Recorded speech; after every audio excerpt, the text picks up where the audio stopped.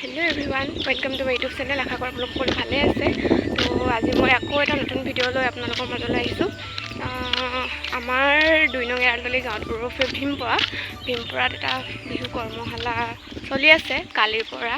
তো যদি মানে কোনোবাই ভাবে ইয়াত বিনামূলীয়াকৈ শিকো বুলি ভাবিলে মানে আহিব পাৰে। কালিৰ পৰা হৈছে, পিছবেলা 3 বজাৰ পৰা হৈছে আৰু কেতিয়ালৈকে হ'ব মই সেইটো এতিয়ালৈকে গম পোৱা নাই, গৈ পালেহে গম পাম। এতিয়া মই পূৰা একদম সাজি কাচি ওলাই আহিছোঁ বিহু শিকিবলৈ বুলি।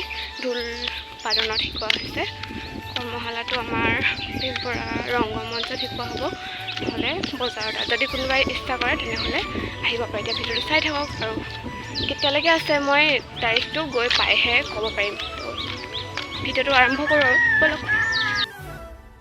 তো আমাৰ কৰ্মশালা কৰা হৈছে 27 মাৰ্চৰ পৰা 10 এপ্ৰিললৈকে আৰু এই কৰ্মশালা কৰা হৈছে 2 নং এৰালতলী গাঁৱৰ ভীমপুৰা ৰাজহুৱা ফিল্ডত।